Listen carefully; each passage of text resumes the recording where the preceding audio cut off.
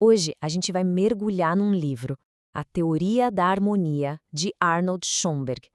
E a pergunta é: como é que uma obra que parece, sabe, só um manual técnico, acabou mudando para sempre a história da música?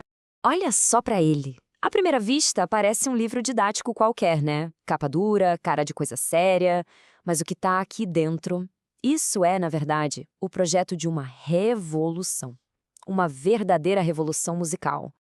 Então, para pensar. E se as regras da música, todas elas, estivessem prestes a ser completamente despedaçadas, justamente pelo cara que estava escrevendo o livro de regras?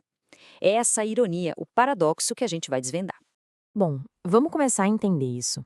Primeiro ponto: por que estamos chamando esse livro de O Manual de um Revolucionário? É simples, na verdade. Porque ele não é uma coleção de respostas prontas. Pelo contrário, é uma grande declaração de perguntas. E essas perguntas vêm direto da cabeça do professor, do próprio Schopenberg. A filosofia dele era totalmente diferente do padrão da época. Ele não queria ensinar os alunos o que pensar, ele queria ensinar os alunos a pensar. E olha, o contraste fica muito claro quando a gente compara. De um lado, temos o professor tradicional, aquele que se acha infalível, que impõe regras fixas, leis imutáveis. E do outro lado, está o Schoenberg, um cara que admitia os próprios erros, que dizia que suas lições eram instruções e não leis. Para ele, o tesouro não era a resposta, era a própria busca. E tem uma citação dele que, nossa, resume tudo perfeitamente. Ele diz: "Espero que meus alunos se comprometam a buscar, porque eles saberão o que se busca pelo simples fato de buscar. Ou seja, a jornada é o que importa, muito mais do que o destino final." Só que essa filosofia toda, essa ideia da busca, quase foi arrancada do livro.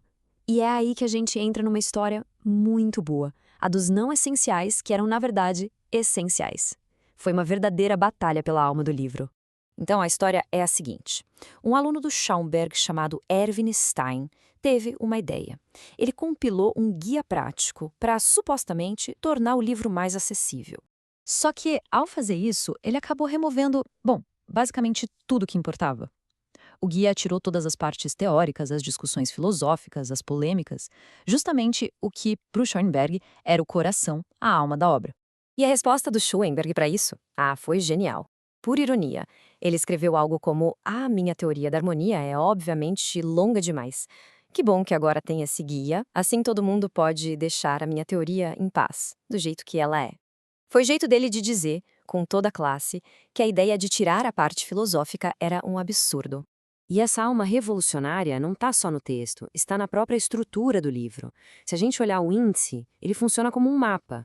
Um mapa que leva o leitor da música tradicional, do que todo mundo conhecia, direto para a fronteira do desconhecido.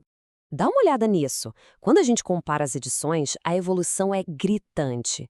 O índice da primeira edição é mais comportado, mais tradicional, mas nas edições seguintes ele se expande, vai muito além, avançando cada vez mais em território que ninguém tinha explorado na música. E os nomes dos capítulos mais para o final do livro, eles dizem tudo. A gente está falando de coisas como nas fronteiras da tonalidade, tons não harmônicos, a escala de tons inteiros. Isso aqui não é um manualzinho de regras, é um manifesto. E o ponto-chave aqui é o seguinte: a teoria e a prática do Schoenberg andavam de mãos dadas. A primeira edição do livro, lá de 1911, saiu na mesma época em que ele compõe as suas primeiras obras atonais. E a edição revisada, de 1922, ela coincide com a criação do famoso método de composição com 12 sons, um jeito totalmente novo de organizar a música.